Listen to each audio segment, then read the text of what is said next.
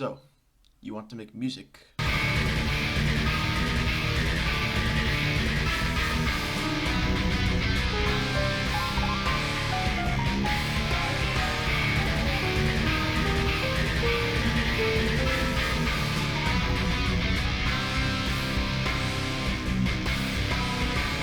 But it sounds like this.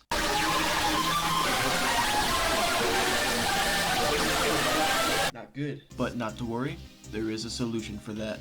In this series, I am going to be teaching you basic music theory, chords, and rhythm. And I will also be showing you how I use FL Studio and Musecore to make music.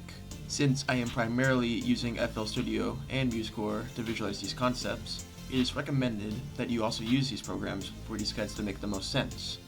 However, most of these topics could also be applied to other DAWs like Ableton, GarageBand, or even LMMS. Before we can get into the fun of music production, however, we do have to talk about the boring stuff, music theory. What I like about music is that it has no rules, no limitations. So why use music theory? Why limit yourself to a set of rules? Well, I like to think of music theory not as a set of rules, but instead as a tool that I can apply to my music making. If anything, making music can actually be easier to do if you know music theory. And so, to start us off into this video, we are going to be covering tonality and basic music theory. Music has notes in it. But what are notes? A note is a sound that has a pitch and a duration. We will cover durations and rhythms in a future video, but for the meantime, we are going to be primarily focusing on the pitches of these notes. These pitches are represented in a musical alphabet with letters, those being A, B, C, D, E, F, and G. In FL Studio, the piano roll visualizes these notes with a piano on the left side of the menu. With my current configuration, all the notes are labeled with all of the respective note letters. I will place down all of the notes I had mentioned in the piano roll, starting from the note C. Now, in music, rather than the primary note being A, it is instead C. This is because the C major scale has all white notes of the piano, so we're not going to be focusing on the black notes for now. Moving on to Musecore, you will notice something completely different about the layout.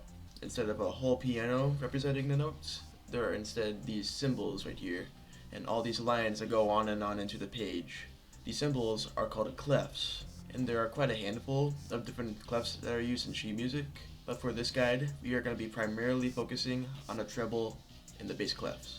Many of you might be familiar with the treble clef, which is actually sometimes called the G clef, because at the center of the swirl right here, there is a G line. This is the clef that higher pitched instruments like the violins, flutes, guitars, or even trumpets will use. Using what is called a ledger line below the first line of the treble clef, we can place down a note on what is known in music as middle C, or C4. Middle C can be thought of as the center point of both of these clefs, since it is the first ledger line on the bottom of the treble clef and the first ledger line on the top of the bass clef right here. This is the same note as this. The notes on the treble clef, starting on middle C, go up to D, E, F, G, A, B, back to C, D, E, F, and so on. It can actually go up way up here.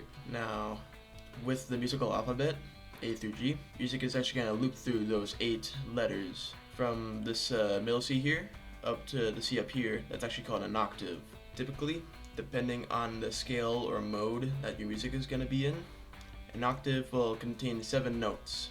8 if you include the first note of the next octave. So this C is an octave higher than this C, and this C is an octave lower than this C. And this can loop forever and ever. On the bass clef, which is actually also known as the F clef, since the F line is right in between these 2 dots here, it starts out on the note G, moves up to A, B, C, D, E, F, G, A, B, and then back up to middle C. Instruments that are lower in pitch will use this clef. Instruments like the tuba, bass guitar, bassoon, or the bass flute. As you can see, there is a pretty heavy emphasis on the bass part of those instruments. Moving back into FL Studio, you might notice a little detail in the placement of the notes. There isn't a note in between the B and C notes. and there isn't a note in between the E and F notes. This is because there technically isn't any sharp notes after E and B, and there aren't any flat notes after C or F. But what exactly is a sharp or a flat? If I wanted to use A for an example here and make it sharp, I would move it from A to right in between where A and B are. Now this A sharp here is slightly higher than A and slightly lower than B. Using B for an example, if I wanted to make it flat, I would move the B down to in between where the A and B are. It is slightly lower than B and slightly higher than A. Now I know it looks like A sharp with my current configuration right now, but I just want you to ignore that. Now at first, it can be very easy to mistake A sharp for B flat. And as a matter of fact, they are actually what we call enharmonic notes, since it sounds exactly the same. However, the way that they are used is actually completely different. If I wanted to sharpen my A in a scale, I would go from C up to D, E, F, G, sharp the A, keep the B, and go back up to C. If I wanted to flat my B in the scale, I would start at C, go up to D, E, F, G, keep the A, flat the B, and go back up to C. Now, in sheet music, sharp notes are represented with this hashtag symbol, and flat notes are represented with this B symbol. And you will know in programs like musescore when a note is sharp when this symbol is right next to it. However, if you're actively making notes sharp, flat, or natural in a program like FL Studio, you are going to have to keep in mind which notes you are altering, since those programs don't have any means of keeping track for you. Now when you're making a note a double sharp, you are essentially taking it, let's say C for example. If you wanted to make it sharp, you would put it where the C sharp would be, but if you want to make it a double sharp, you actually put it up to where D would be in terms of how it sounds. However, this is technically still treated as the C of the scale. And now a double flat is the exact opposite of a double sharp. So take this D for example. You want to make it flat, make it a D flat in between the C and D. But if you want to make it a double flat, then you move it down to where the C would be in terms of sound. But then it technically becomes the D of the scale. Back to sheet music, if you wanted to make a note a double sharp, you would place this X symbol right next to the note. And if you wanted to make a note a double flat, you would place what looks like two flat symbols right next to the note. And if you wanted to make a note natural, if it was previously sharp, flat, double sharp, or double flat, you would place this symbol right next to it. Now, truth be told, double sharps and double flats aren't really super common in music, but they are present in a couple of different scales and modes. Now, so far, maybe some of you have been listening to me talk about scales and modes, and you have been probably wondering, what even are they? Well, scales and modes are a series of spaces or intervals in between notes. They are basically ways to organize different sets of notes for different sets of moods or musical ideas. Focusing on scales, we will be primarily talking about major and minor scales. Major scales are typically going to sound brighter and are usually used for happier or lighter sounding music. The main major scale we have been using throughout the video is the C major scale, or all white piano keys, or all natural notes. In the C major scale, C is what we would call the home or root note. It is the first note, but any note can be the first note in their own respective scales. In the G major scale, for example, G is what would be considered the root note, or the note that you would start on. It is very similar to the C major scale, but the main difference is that the F is sharped. Different scales are going to have different combinations of sharps and or flats, which determine the intervals in between the notes. And one way to memorize all of these different scales is using what is called the circle of fifths. Here, you can see that starting from C major, the scales are all organized based on the amount of sharps and flats that they have. All of the sharps or flats you see at the beginning of a piece of music are what you would call a key signature, and they're used to let the reader of the music know that all the notes occupying the spaces that the sharps or flats are in are changed to be sharp or flat, and it is meant to make it easier to write the music without making each and every single required note sharp or flat. Now, minor scales are going to be darker in tone compared to major scales.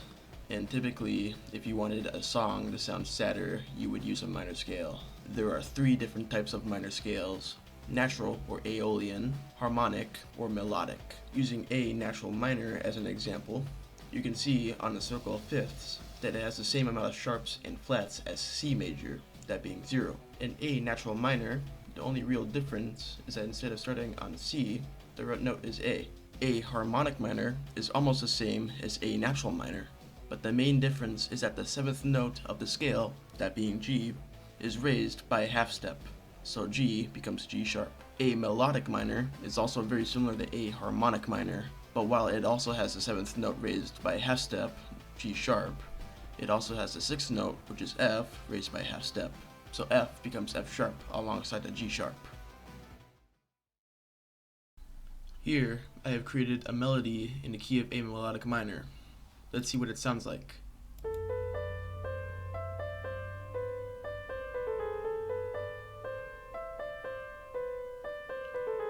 Now it's not too bad. However, let's just say it feels limiting to only use the highlighted notes here, which are in the scale. In that case, we can actually use what are called chromatic notes. Now, chromatic notes are basically notes that are right next to each other in the chromatic scale. So from C sharp here to D, D sharp, E, F, and F sharp. Playing on the fact that music has no rules, we can use these chromatic notes to practically go outside of the scale to spice up our melodies and make them less boring. So now it sounds something like this.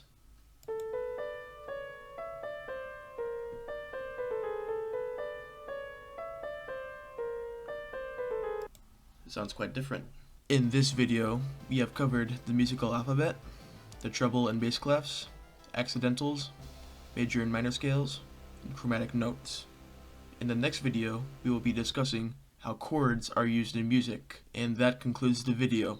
If you have any criticism, questions, or any clarifications, do please let me know in the comments below. And with that, I will see you in the next video.